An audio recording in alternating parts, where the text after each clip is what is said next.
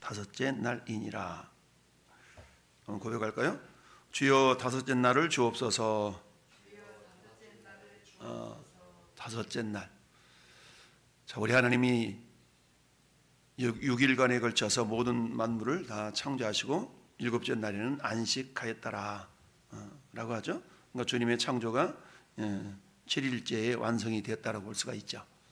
그처럼 우리는 창세기를 보면서 세상이 학교에서 가르치는 빅뱅 이론, 뻥 하고 우주가 터져서 차츰차츰씩 커져가는 그런 관계 속에서 빅뱅 이론이라는 게 나왔어요. 그러면 빅뱅 이론이 나와서 우주가 조금씩 더 커져간다 그러는데, 그럼 최초의 빅뱅을 이룰 수 있는 그 원자는 어디서 왔는가? 이런 것들을 과학이 설명을 하지 못하죠. 그래서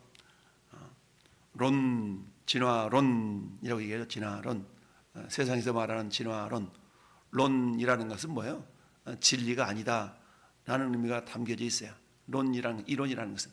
과학이라는 것은 뭡니까? 과학은 반복적인 어떤 과정들이 실험을 통하여서 반복적인 과정에 의해서 실험의 결과가 동일하게 나타날 때 우리는 그것을 과학적인 결과라고 표현할 수가 있죠.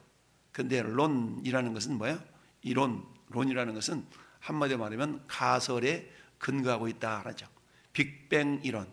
옛날에 어떤 작은 원소가 있었는데 이것이 뻥 터져가지고 점차 우주가 커지고 있다. 진화론. 미생물이 이처럼 차츰 진화가 되어져서 고등생물로 진화가 되었다. 전부 다 론이죠, 론. 만약에 우리 사람이 원숭이로부터 진화가 됐다 그러면 지금도 원숭이에서 사람으로 진화된 91%짜리, 92%짜리, 93%짜리 이게 발견이 돼야 되잖아요. 근데 그러지 않거든요. 이런 걸 보면은 한낱 허구라는 것이 밝혀졌음에도 불구하고, 그러나 교육계에서는 그것이 정설인 것 마냥 가르치고 있는 걸 봅니다. 어제 이어 오늘 또 우리 하나님께서는 피조물들을 창조하시는데 이렇게 진화됐다 그러지 아니하시고 종류대로 21절 말씀 보니까 하나님이 큰 바다 짐승들과 물에서 번성하며 움직이는 모든 생물을 그 종류대로, 날개 있는 모든 새를 그 종류대로 이렇게 창조하셨다. 그러니까 진화의 산물이 아니라는 얘기죠. 그러니까 모든 피조물들은 하나님의 지으신 그런 창조물이다라는 것을 우리에게 보여주고 있어요. 하나님께서 첫째 날, 둘째 날, 셋째 날, 넷째 날, 여섯째 날까지 창조를 하셨는데, 우리 아는 것처럼 첫째 날의 역사는 하나님께서 빛이 있으라, 빛을 창조하셨어요. 그러니까 모든 성경은 예수님에 대한 이야기이기 때문에 창조 역사 역시도 예수 그리스도를 우리가 비견에 비추어 볼 수가 있다 그랬는데, 예수님은 내가 세상의 빛이다, 요한복음 8장 12절에서 그렇게 말씀하셨죠. 그러니까 빛이신 주님이 오시면 어떤 현상이 나타나요? 흑암과 공허와 혼돈이 물러가게 된다. 어떻게 살아야 될지 깜깜해, 막막해. 이건 왜 그래요? 예수 그리스도가 그 심령 안에 없기 때문에 그렇다. 첫째 날의 역사, 우리 가운데 첫째 날의 역사가 임하면 모든 공허함들이 사라지게 되죠. 공허함을 채우기 위해서 많은 연예인들, 위대한 유명한 사람들이 마약에 심취하고 이런 별의별 일들이 다 있지 않습니까? 이 모든 것들이 결국 그 공허함이 예수 그리스도로 채워지지 않을 때 나타나는 현상들이다. 두 번째는 궁창 위의 물과 궁창 아래 물로 나누어지는 역사. 그 우리 인생 가운데 예수님처럼 나눠지는 역사. 결국 이것은 예수 그리스도의 죽음을 표현하고 있다고 얘기했어요. 우리들도 역시 마찬가지. 십자가에서 정과 욕심이 다 못 박혔느니라.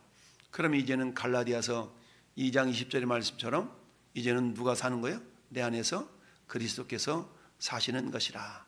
그러니까 내 안에 그리스도께서 사시니까 내 생각과 그리스도 생각이 늘 이렇게 충돌하게 되지 않겠습니까?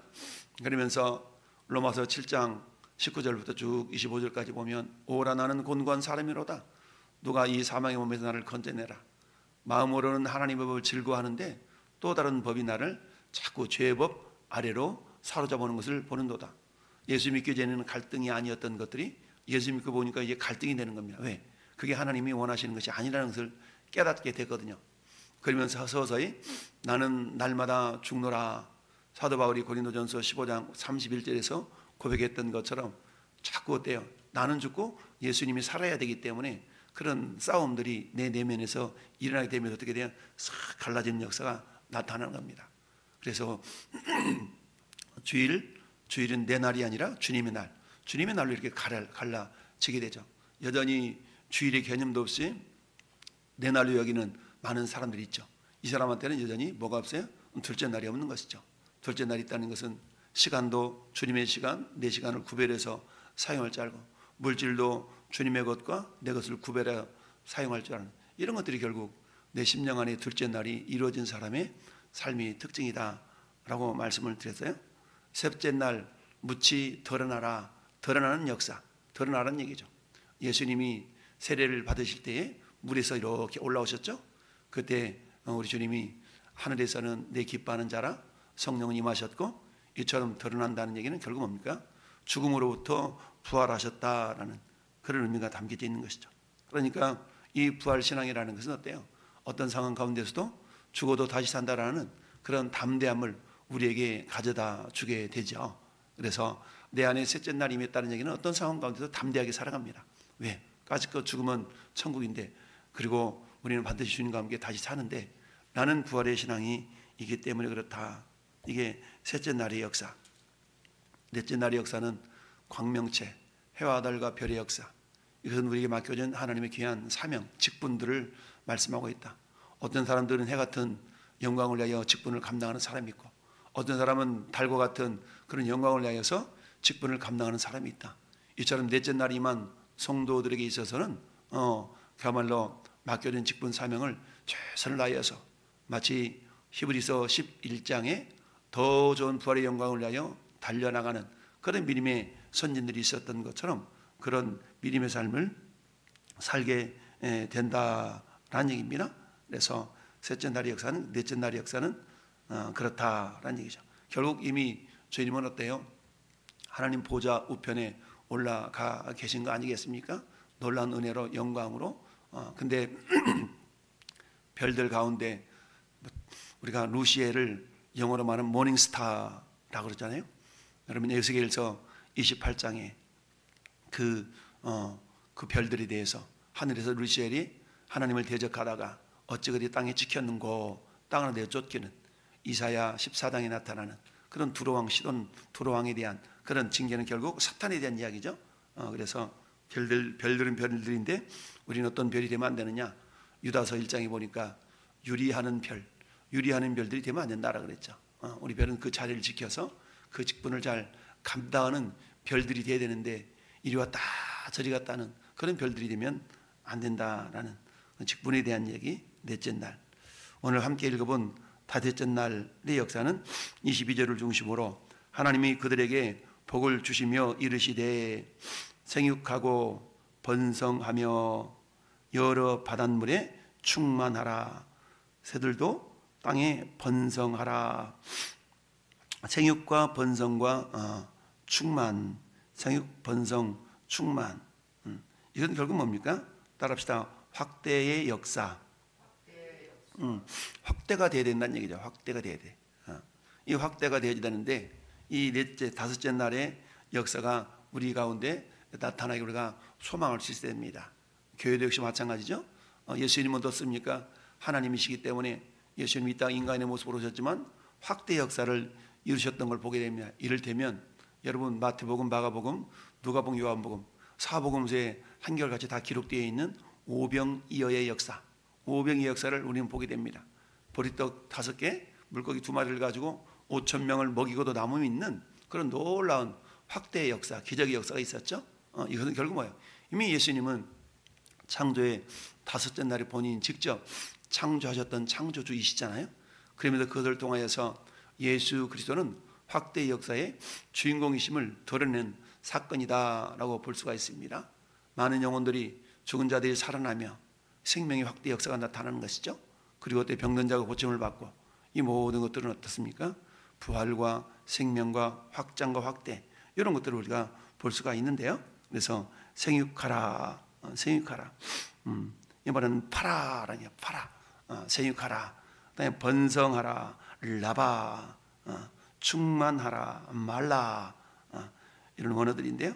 생육하고 번성하고 바닷물에 충만하라. 여러분, 우리 결혼을 했어도 자녀가 생기지 않아서 고민하는 사람들 많잖아요. 그러려면 어떻게 하나님께서 생명을 주셔야 되잖아요.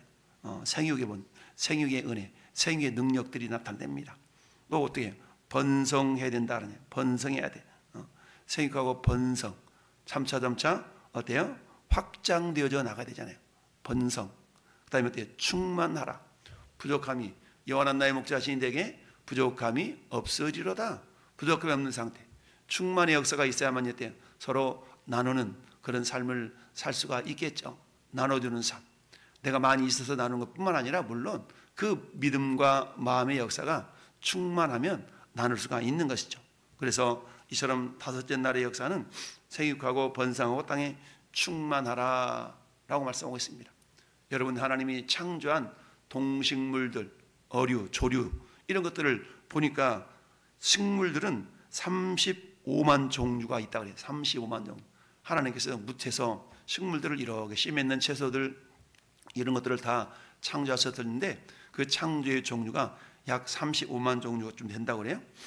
동물들은 그럼 몇 종류 되는가? 움직이는 동물들을 보니까 약 150만 종 정도 된다고 그래요. 엄청나죠? 150만 종.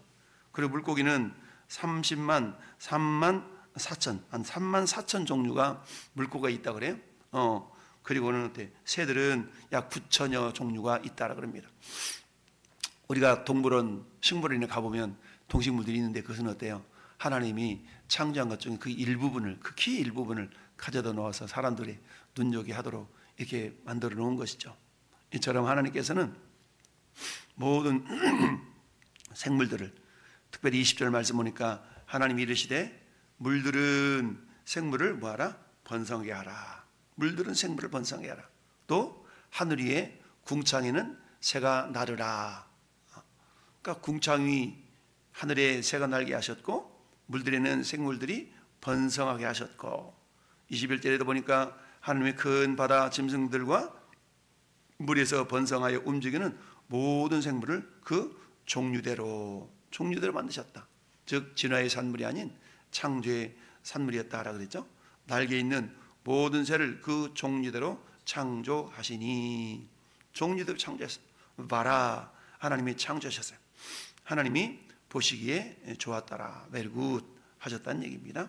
이처럼 우리 하나님이 다섯째 날에 창조하신 그 창조, 각 종류대로 창조하셨던 것뿐만 아니라 예수 그리스도를 통해서는 우리 주님은 확대의 역사를 이루시는 주인공이다라는 것을 우리가 볼 수가 있고요. 그리고 우리 성도들에게 있어서는 우리 성도들의 심령 속에 역시 다섯째 날의 역사가 임하는 성도에게는 어떤 일이 나타나는가? 생육하고 번성하고 충만할 수 있는 그런 역사가 나타난다라는 얘기입니다. 그러니까 이것은 결국 내가 행하는 게 아니잖아요. 주님이 내 속에서 그런 일들을 행할 수 있어야 되겠죠. 그래서 우리는 하나님, 내 안에 다섯째 날의 역사를 이루어 주옵소서. 물론 우리가 넷째 날의 역사를 통해서 나에게 맡겨진 직분과 사명을 잘 감당해서 주 앞에서는 그날에 해 같은 영광으로, 달 같은 영광으로, 별과 같은 영광으로, 다니엘서 12장의 말씀 보니까 많은 사람들을 옳은 대로 돌아가게 하는 자는 별과 같이 영원토록 비추리라, 빛나리라 그렇지 않습니까? 영광이 영원한 영광이라.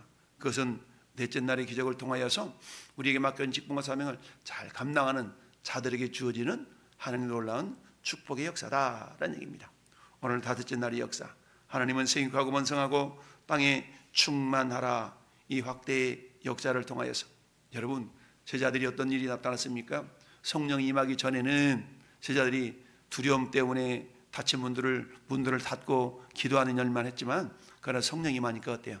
결국은 많은 사람들을 3,000명, 5,000명씩이나 주께로 돌아오게 하는 그런 놀라운 역사가 있었던 거 아니겠습니까? 이처럼 생육하고 번성하고 땅에 충만한 역사는 결국 오순절 마가다락방에 임했던 성령의 충만한 역사를 통하여서 베드로가 설교했을 때 3,000명, 5,000명이 주께로 돌아왔던 것처럼 저는 여러분들에게도 성령을 통한 확대의 역사, 한말하면 새 창조의 역사들이 나타날 수 있어야 되겠다라는 얘기입니다. 모든 목사님들, 모든 성도들의 소망이 이런 거 아니겠어요? 생육하고 번성하고 충만하고 이런 놀라운 역사가 우리 가운데 나타나기를 소망하면서, 특별히 우리 또 직분을 맡아서 목자로 또는 교사로 이런 역할을 감당하는 성도들에게 있어서 그 이 다섯째 날의 역사는 굉장히 중요하죠. 왜냐면 나에게 한 반을 맡겨졌는데 그 반이 연초에는 10명이 있는데 연말에 가니까 3명으로 줄었어. 이건 어때요? 확대 역사가 아니라 축소의 역사니까 안 되겠죠. 그러니까 하나님, 나에게 정말 다섯째 날의 역사를 주셔서 내 안에 다섯째 날의 역사가 나타나서 하나님, 연초에 내가 받았던 그 2명의 어린아이들이 연말에는 10명이 되고 20명이 되고 이런 어떤 확대 역사가 나타나야 되는데, 이건 내 힘과 내 능력이 아니라 철저하게 성령을 통하여서 우리에게 부어주시는 하나님의 은혜여야 된다라는 사실입니다. 이런 놀라운 성령 재생산의 역사, 확대 역사가 오늘도 새 창조를 통하여서 오늘도 일하시는 하나님으로 말미암아 우리 교회의 저와 여러분들 안에 나타날 수 있기를 예수님의 이름으로 축원합니다. 아멘.